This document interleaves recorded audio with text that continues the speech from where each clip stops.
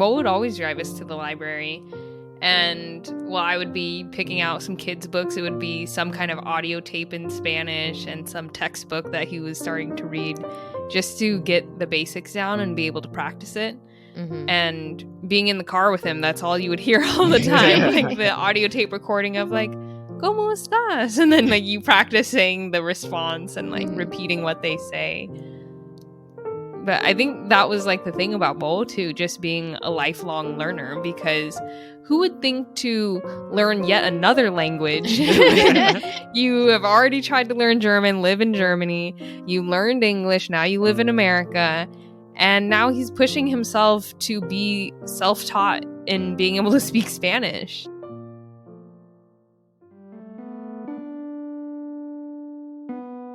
You're listening to Stories of the Vietnamese Boat People. Hi, I'm Tracy Nguyễn Mang, and welcome back.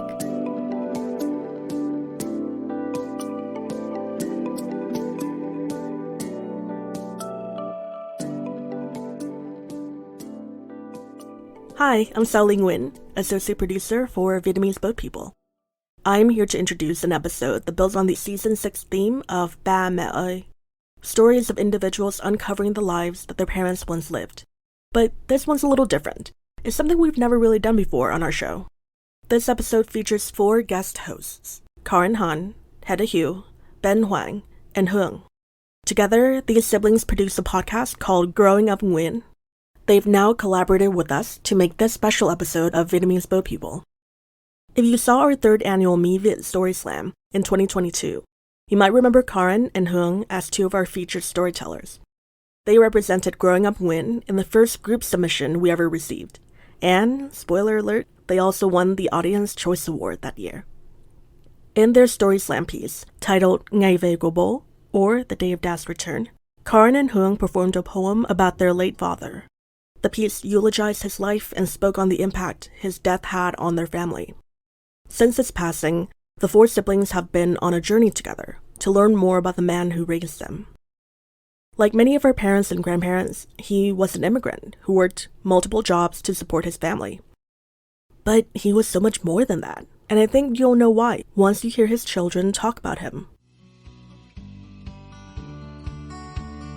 Welcome to Growing Up Nguyen, a story of 4 siblings holding on to our identity while fulfilling our parents' dreams. I'm Hương. I'm Karin Hạnh. I'm Hedda Hiếu. And I'm Ben Hoàng. These are the blessings and challenges of growing up Nguyen in America.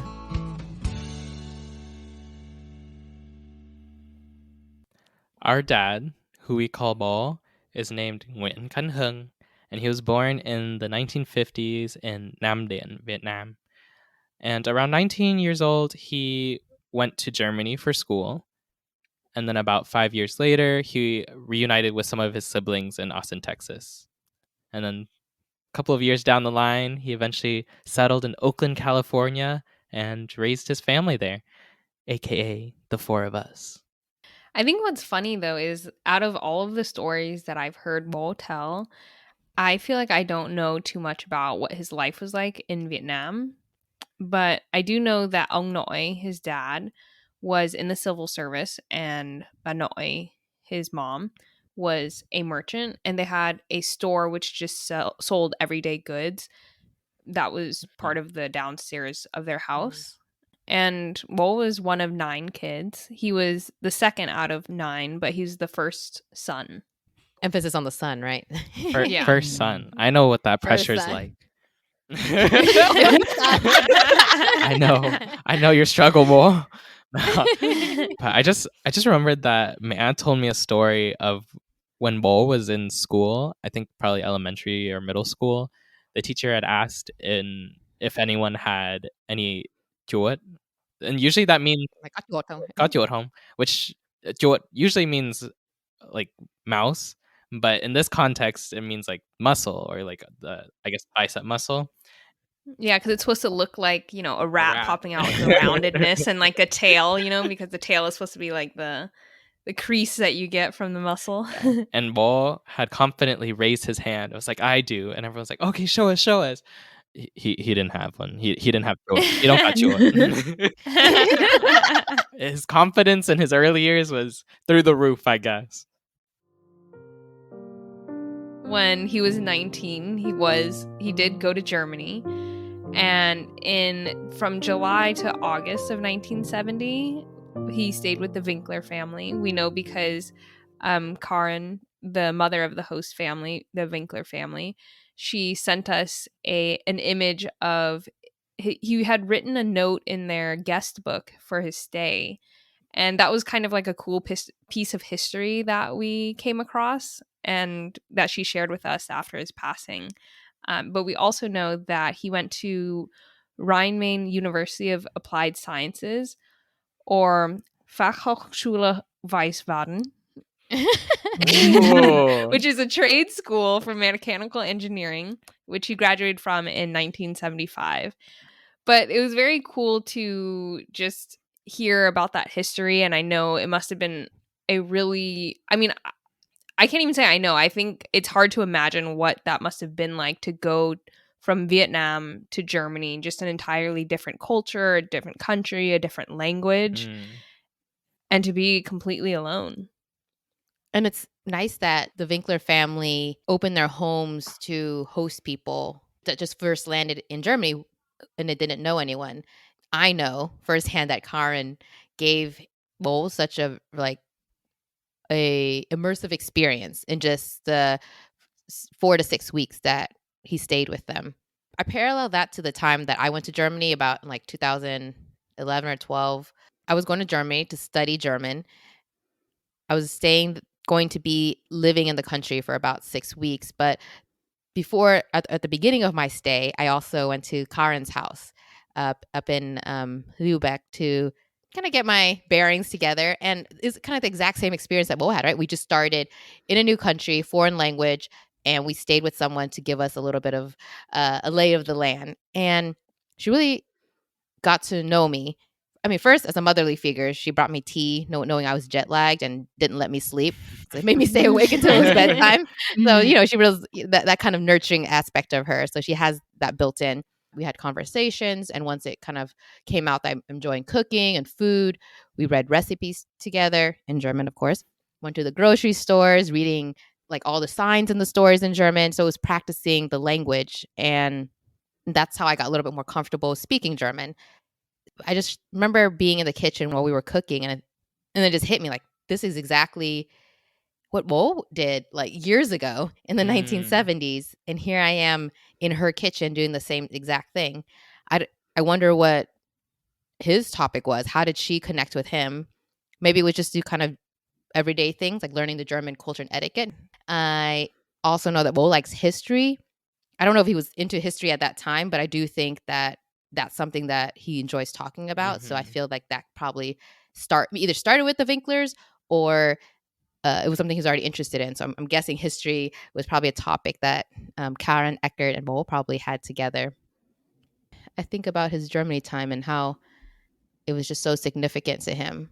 I mean, we visited their house at least twice now, too. I mean, in addition to the time that I was there, we've gone together as a whole family, too. That's how important they are to Bo in his life. Mm-hmm.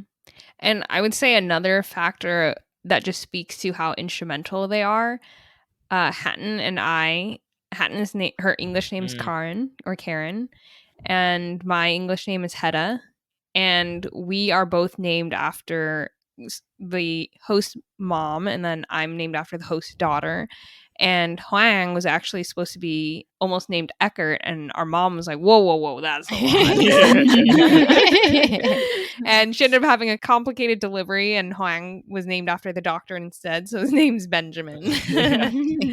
But, I mean, just to name your kids after the family of someone else, I feel like that speaks volumes to who you hope that your kids grow up to be like. I mean, I think he was so proud of to be like a part of the family that as we got older, he really wanted us to go back and visit the host family. And so I remember on this one trip, we did a family vacation. In like 2014. And so I think the plan was like all of us were going to go with Mother first to visit her relatives for a few days, and then Bo was going to meet up with us later. And we were going to be like, okay, the time and the place is like this Hamburg train station at like noon or something. And that was going to be on the way for us to like, this is just our meetup spot, and this is the time. So we waited, and he waited, and like none of us saw him. We were like all like scanning the train aisles and being like running the platform. just like did not see him. And then so because he didn't show, we were like, okay, eventually we gotta go. We gotta get a move on. So we hopped on to the train station, onto the train at the train station, hoping that he was gonna be at Karin's house. And as it turns out, like he was actually waiting at the bus stop in Lübeck for us, and he was like, oh yeah, come this way, this is the bus way. And we were like, oh my god, we were waiting for you for like 2 hours. We were definitely concerned, and he was just like, no, I remember the way. Yeah, obviously he arrived at the right train stop, the right bus stop. And then he was like, no, we were gonna go this many bus stops in. And then so his his memory is impeccable at that time, because like to remember and to keep it in his memory was because that's how important they were to him. I wonder if we remember if we go back, when we go back.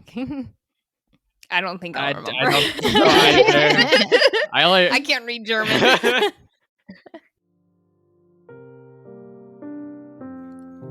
From Germany, though, he then made the move to Texas, and he graduated with a Bachelor of Arts degree in German literature, actually, in 1978.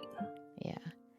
I think it was just hard, even though he had lived with Karin and learned the German language and did a degree in mechanical engineering, which is probably a more universal language to work with numbers and math and calculations. It was just still hard because you still have to know the language to be work in the workplace. So it probably made sense for him to reconnect with his family or some of his siblings in Austin, Texas. But then again, he faced another language barrier, and it was English this time. Yeah. Oh my god. Speaking of like that English barrier, I guess this is like one of those cool points in time where you're like, I feel like my path kind of paralleled my parents in a little bit. Because I remember for myself, I was going through graduate school, and then I didn't pass my exams on the first time around. And my dad was there for me, like physically, like because he showed up on the day of my exam, and then I didn't pass. I was obviously very disappointed, very heartbroken, because I put so much time, so much effort into this like one piece that should mark the end of my 3 years. And it was, beyond devastated. And he was like, it's okay, like you can just try again. Then he told me about how he also needed to pass the TOEFL, which is like that English proficiency exam for when you go to like, I guess, university. And he didn't pass it the first time either. And A, that surprised me. And then B, he told me like I passed it on the second time. And that was like really important. It's okay to pick yourself up, study hard, and then try again. I mean, in the moment, it wasn't like the most reassuring thing in the world, because I was like, oh my God, this is really daunting. Like I have to do this all over again, all this stress. And I have like all these nerves. But I think it was just that reassurance that he gave me, I think shows up as a parent comforting their child on it's okay to just mess up sometime and forgive yourself, and then, move forward. I know that living in Texas wasn't that easy though, right? Yeah. He had, was it a 1-bedroom or 2-bedroom? I mean, it doesn't matter. There was still at least 7 of them living in a small place that they had to share. And I think most of them went to school too, right? Yeah. All his brothers and sisters, yeah. Most of them went to school, also worked because there was just not enough money to go around. So I remember him talking about like those odd jobs that he had, which I think also speaks to what you're saying, Hatton, about like when you think that your parent has just supernatural kind of like abilities as just somebody else, and then you realize that they have gone through a lot, and just learning about his odd jobs as being like a janitor, or him telling us about like flipping burgers at Burger King. Like you think that flipping burgers is like really easy, right? But instead, on one of the first days that he worked there, which knowing very little English, people were shouting orders at him. And, when you're going through a drive-through, it's like a muffled, And he's like, what? What do you want? And they're like, no tomatoes. And he's like, double tomatoes. You know what I mean? And learning about that, I think he was a janitor at one point, I think I said. Mm-hmm. And I remember him telling us about how he would have like a late night shift, and then you weren't allowed to stay at the school, so he would have to commute home very late, and then would have to come back in early For school, in the right? morning. Yeah. Yeah, for school early in the morning. Didn't one time he, even though it wasn't allowed, he, tried to sleep at the school so that he could. I feel like it happened a couple times. He was like, okay, just for this one time, if I just sleep here, then I can. And then, but eventually, like, I guess it was just a couple times, and then he got caught. Yeah. I don't know when, but we all relocated to Seattle, Washington, Mhm. eventually, right? Or in that area, in the Washington state. From my understanding, Mo wasn't there for a very long period of time. I think he had trouble finding a job still. Mm-hmm. And just, I remember him talking about how he knew the pathways very well around Ông Bà Nội house, because that's just what he would do all day. He would walk those trails because he had nothing else to do. And I was like, oh, okay. It's one of those moments where you learn something new about your parent, because you never think about like your parent being unemployed or having that struggle, because you're so focused on who you are like right now and where he was supporting you at. But I think that's also when he had an interview with Boeing, right? Yeah. I remember that he had an interview with Boeing and went through the interview process. I guess his resume checked out, like his education credentials checked out. And so like, okay, well, the only thing we're missing right now is, like a visa or a green card. Do you have that? And he was like, oh, yeah, I do. And he left the office and never came back because he was like, I know I don't have a green card.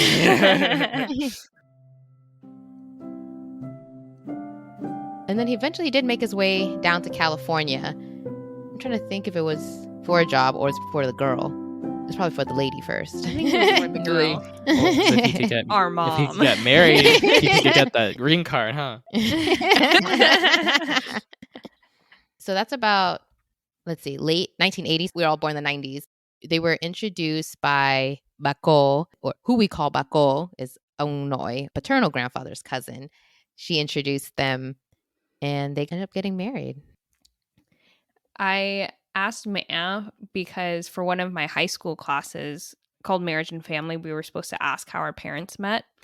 So I had talked to Maya about it, and she said at the time she had 3 suitors. One drank too much, the other one didn't buy, which is like gambled too much, and the third one was lazy. And the lazy one was the least bad out of all of those 3. And so that's why she went with Mo. Wait, how did she know he's late? Like, what was the measure of that? Like, I'm not 100% sure, but I know she told me that one of the first times that he came to visit her, she had asked him to pick up a very specific pair of tailoring scissors because Maya ran a tailoring shop back then. And it's one of those small ones that are handheld. She asked Bo to bring some and he didn't. And she was like, okay, it's not that big a deal. But I think it just became kind of like a bigger thing later where things would sometimes just be missing when you asked him for it. So maybe that's what she associates with being lazy. or forgetful? I don't know. Okay. Forgetful. Yeah. I see.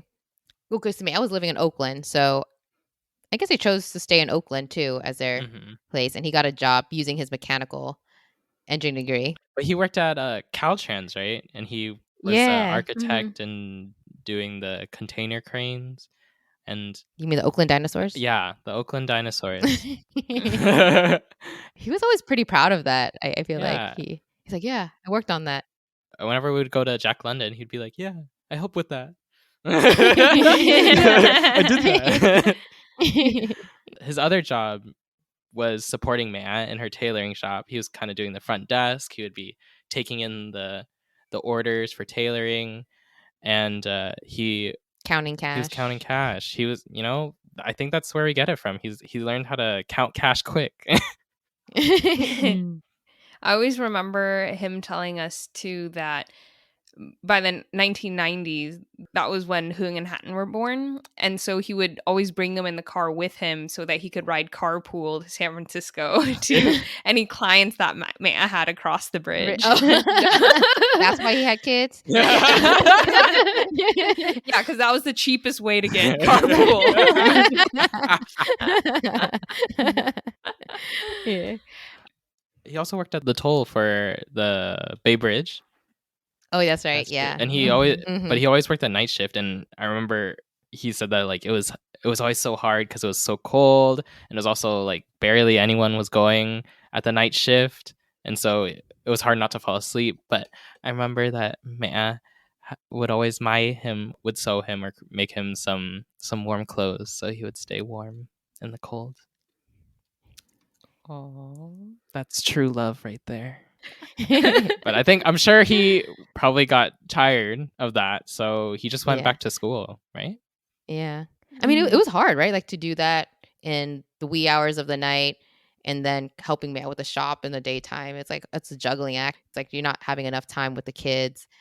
I don't know how financially that was working out, but you're right. He did go to take some classes, and there was a teacher who had talked about real estate and property management. So Bo went in that direction so that he could have a little bit more free time with us. And in that work meant that he was working with a lot of Spanish speakers. Those were a lot of the people that were fixing houses and doing repairs at the time. And so he picked up Spanish. Well, he didn't just pick up Spanish, but he learned Spanish through his work with the people, and then also through a lot of library CDs and tapes. Yeah, I remember Mo would always drive us to the library, and while I would be picking out some kids' books, it would be some kind of audio tape in Spanish and some textbook that he was starting to read just to get the basics down and be able to practice it.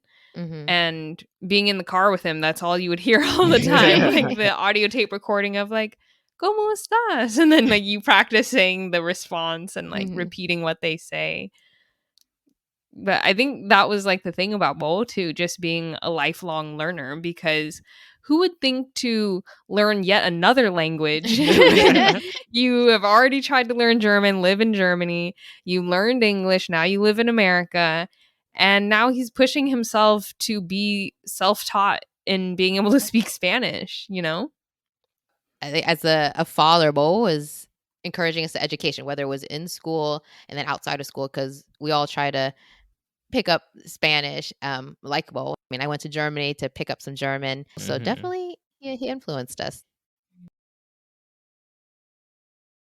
Khi Chúa thương gọi tôi về, hồn tôi hân If you've heard this song before, hoan trong I'm một sorry. giấc If you've heard this multiple mơ. times, how many souls, how many bodies? October 10th, 2019, this was the third time I was part of God's final plan. I walked into Mass and walked out with a kantang, a headband to identify that I am the daughter, and there in the coffin lies my father. In Vietnam, wearing white symbolizes grief and loss, but in America, we wear black, a sign our cultures have crossed. Friends and family walk up to the altar with incense to honor my father. One incense, one bow, infinite smoke rises with infinite prayers. Incense perfume reminds me that funerals are a community affair. It's a sad song. It's an old song. Our tears remind us there were blessings. It's a song written long ago to guide us with expressing and professing. The chapel doors close. The choir warms the room. Now he's Francisco Xavier, no longer Nguyễn Khánh Hưng. A saint name for a soul returning home. Life in Oakland was only on loan. 1 down, 99 to go. 100 days of prayers to companion his soul home. Vietnamese hymns and prayers embrace me. My ancestors and elders surround me. For grieving needs community. Ngày thăm viếng và thánh lễ an táng, gia đình và các bạn bè của bố lại ngày về của bố.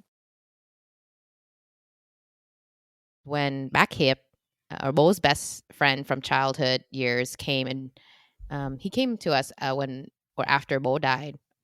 He came to our house. I mean, first of all, this guy's in Hawaii, and the minute he heard about Bo's passing, he was here in 24, 48 hours. That's just a testament to how close their friendship is. And of course, there was a lot of stories to go around about Bo, but the one I remember most vividly is the one about Bo and Back Hip. skipping school. Scandalous.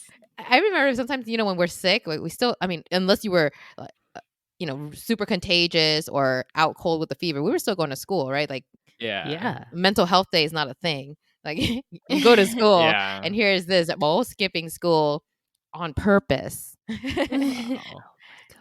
And to add to that, they weren't just skipping school to hang out under the bridge. They were hanging out on the bridge and drinking Johnny Walkers. Oh my God. That's a bad boy right there.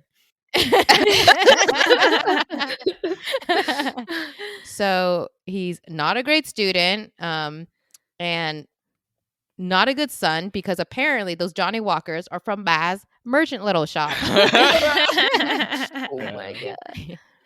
I think one of Bo's brothers was the one who said that Ba had noticed that sometimes the alcohol was missing or something. So it just disappeared and no one knew where. But basically, Mo raised us to be everything that he was not as a high schooler or elementary school.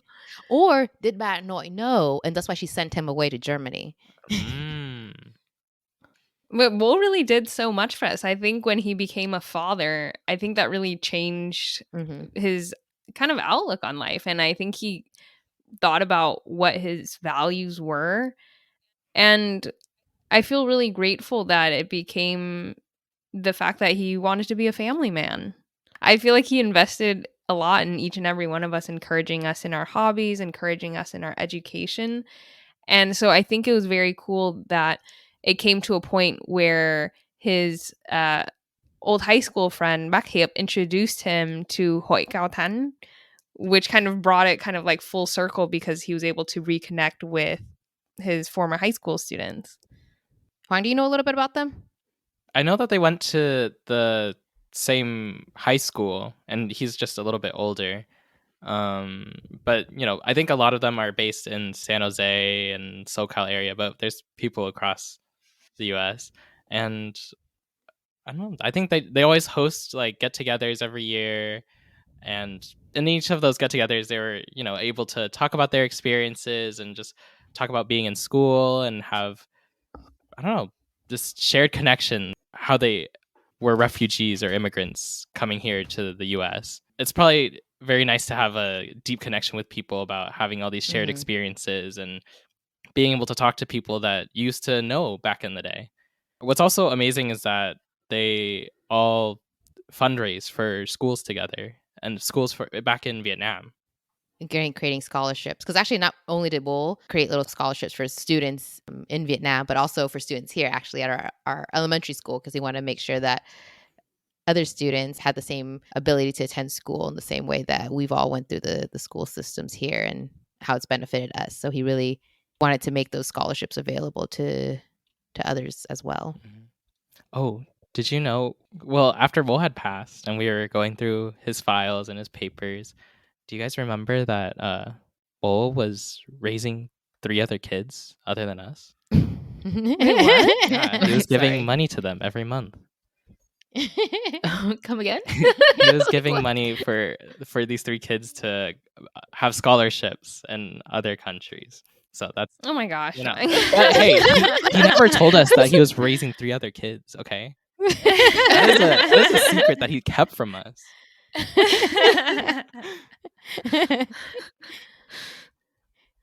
Shout out to our kids. Well, when you think of that, I also remember how like Mo loved babies, and like when we would go to church or something like that, when there would be a baby around, he'd be like, "Oh, hi," and trying to like wave at it and stuff like that. But overall, I think Mo really liked kids, and it actually brings me back to I visited Mexico recently, and I have a lot of memories of being there with Mo because he went with me for a week before leaving me there for the summer. It's like, bye. He dropped me off so I could learn Spanish with a host family. Again, kind of paralleling his experience of living in Germany with a host family. And he thought it was a great idea for me to stay with a host family in Mexico to study Spanish, but he stayed there for a week with me before he departed. And one of the things we did was we visited the anthropology museum. And I always remember some teenage boys approached us and wanted to take a picture with us. And keep in mind, this is about 10 years ago. So there was definitely no Vietnamese people in Mexico. Not a lot of Asian people, so we definitely stood out. And I knew that was why they wanted to take a picture with us. I was cringing on the inside, did not want to, was turning to Bo to say, you know, maybe we should go. And then he was so enthusiastic and he jumped in there and was like, oh, like, come on in, and doing different poses and like telling them to switch out so different boys could come in and take the photo with us. And I was like, do you think we're a celebrity? Like, what is going on? I was so embarrassed. But it also made me think of Bo differently because he was used to being different and he was really proud of that. Mm-hmm. He had such a unique experience of being an immigrant coming from Vietnam. It was a windy road going from Vietnam to Germany to the US. And I think that it is hard to do. But ultimately, it's been great being able to explore his story and understand a different side of our dad that we usually think about. And I just want to thank Vietnamese Boat People podcast for letting us tell this story. It reminds us that our dad, like so many other immigrants, are everyday superheroes. Mm-hmm. Indeed. Yeah. Mm-hmm.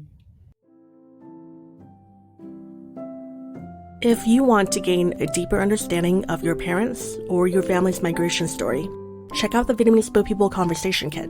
It's a deck of cards with questions and prompts in English and Vietnamese, designed to help you start the dialogue with your loved ones. Learn more at vietnameseboatpeople.org/share. You can preserve your story by sharing it on our Journeys map. Explore the beta version and contribute your story by visiting vietnameseboatpeople.org/journeys. For more, follow us on Instagram at Vietnamese Boat People and look for details under episode 51. To learn about Growing Up Nguyen, follow them on Instagram at Growing Up Nguyen. Nguyen spelled Nguyen. I'm Tracy Nguyễn Mang, and thank you for listening. If you enjoy the show and want to support our mission, please consider making a tax-deductible donation on our website. Your support helps independent shows like ours continue to amplify stories from our community. And please take a moment to rate us and provide us feedback wherever you listen to the podcast.